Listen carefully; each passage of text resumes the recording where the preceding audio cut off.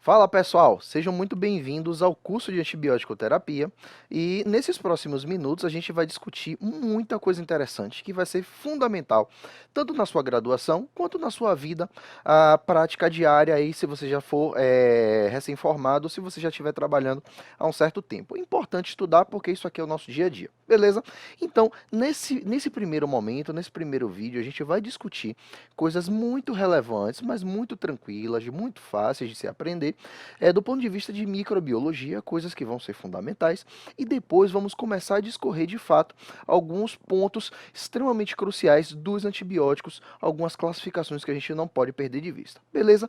Vamos lá, porque a gente vai precisar relembrar coisas básicas. Primeiro, quando a gente pensa nas bactérias, é fundamental, cara, que você saiba identificar, reconhecer uma bactéria quando ela é dita gram-positiva ou gram-negativa. E o que é isso? Nada mais é do que uma espécie de um exame que a gente vai observar na microscopia óptica e quando a gente percebe nas características tintoriais, né, após uma técnica de coloração, acontece que algumas dessas bactérias vão reter mais um determinado corante e outras não vão reter tanto. Aquelas que retêm esse corante vão ser chamadas logicamente de gram-positivas e vão aparecer dessa forma, né, um tanto quanto mais roxinhas, e as gram-negativas vão aparecer à microscopia óptica mais rosinhas, porque elas não conseguem captar corretamente esse corante. Mas vamos entender o porquê que isso daí vai acontecer? Venha comigo.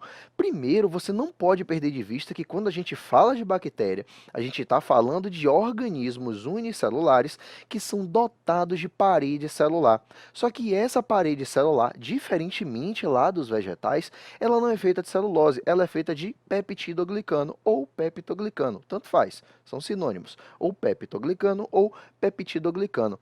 Acontece que no processo de síntese desse peptidoglicano, algumas bactérias vão ter uma camada relativamente mais espessa, voltadas lá para o meio extracelular, e a partir daí o corante, uma vez que ele pega aqui, né, ele acaba grudando aqui nessa rede de peptidoglicano, ele acaba sendo retido, certo? Depois que ele vai ser lavado, né, durante o processo de coloração de grã, depois que ele vai ser lavado, a partir daqui ele vai acabar sendo retido. Quando ele retém nessa camada espessa de peptidoglicano, essas bactérias você vai chamar brilhantemente de gram positiva, porque ele corou a esse método de coloração.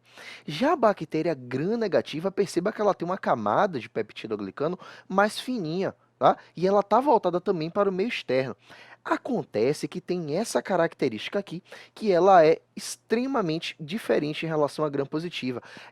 Essas bactérias gram-negativas, ela tem essa membrana externa, que é de natureza lipoproteica, extremamente semelhante a essa membrana plasmática que todos os seres vivos têm, né, de natureza fosfolipídica, enfim, que está voltado para o meio externo, ou seja, está protegendo a parede celular de peptidoglicano. E essa parede dessas bactérias gram-negativas fica nesse espaçozinho daqui, que é chamado de espaço periplásmico ou espaço periplasmático, tanto faz.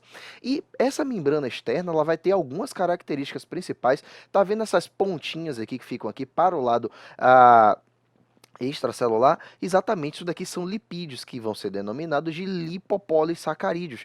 Esses lipopolissacarídeos, que também são denominados de endotoxina, vão ser extremamente característicos das bactérias gram-negativas.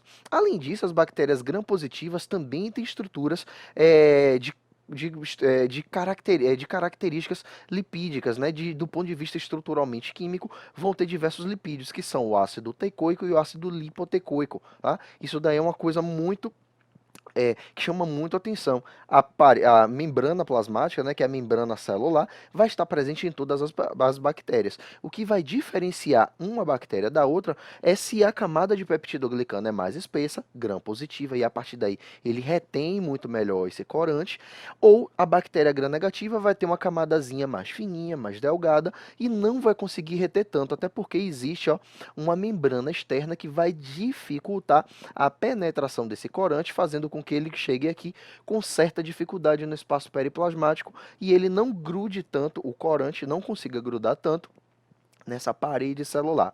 Além disso, as bactérias gram-negativas têm algumas proteínas que permitem o trânsito de moléculas do meio externo para o espaço periplasmático, que são chamados de porinas. Comentei com vocês também a importância do lipopolissacarídeo, que é a endotoxina, que faz parte da constituição das bactérias gram-negativas. Lipopolissacarídeo é próprio das bactérias gram-negativas, beleza? E aqui a gente também vai ter a membrana plasmática, que é marcante, né?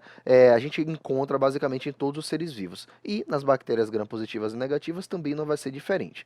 Acontece que, fazendo um pequeno parêntese, como a gente falou para vocês que essa parede celular é de natureza de peptoglicano e não de celulose, lá como acontece com os vegetais, quando você quiser se referir ao coletivo de bactéria, pelo amor de Deus, não chame isso de flora. Você vai ficar ouvindo muito falar por aí, flora bacteriana de determinado paciente e tal. Não, gente, isso aqui não é vegetal, isso aqui não é planta, isso aqui é bactéria. Coletivo de bactéria, tu vai chamar de microbiota, beleza? Aluno do Sanaflix não chama coletivo de bactéria de flora bacteriana. Isso não existe, não é planta, isso aqui não é vegetal, é bactéria. Fechou parêntese. E eu preciso só te lembrar uma determinada característica, porque isso vai guiar uma coisa importantíssima lá na frente, quando eu estiver falando de mecanismos básicos de resistência bacteriana aos antibióticos. Bom, como é que essa parede celular vai se formar? De maneira resumida, acontece que as bactérias, deixa eu voltar aqui o slide para você entender direitinho, o que é que vai acontecer? A bactéria tem uma determinada proteína, que é uma enzima chamada de transpeptidase. O que é que essa transpeptidase vai fazer?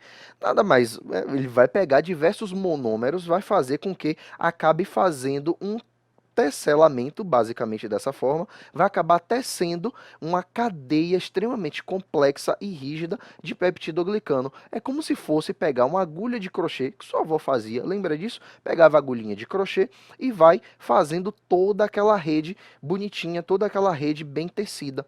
É basicamente isso que essa transpeptidase vai fazer, vai pegar os monômeros e vai acabar tecendo um no outro, tecendo, até formar a parede celular de peptidoglicano. Beleza? E é esse processo de formação da parede celular de peptidoglicano por meio dessa enzima, que é a transpeptidase, eu chamo isso de transpeptidação. Olha que fácil. A transpeptidação é o processo pelo qual a parede celular de peptidoglicano vai acabar sendo sintetizada pela transpeptidase. Só que a gente na medicina não chama muito de transpeptidase não, isso daí é o nome mais da química, lá da farmacologia. A gente chama muito essa transpeptidase de PBP, proteína ligadora de penicilina. Guarde essa informação porque lá no final dessa aula vai ser fundamental para você entender uma coisa que é extremamente relevante.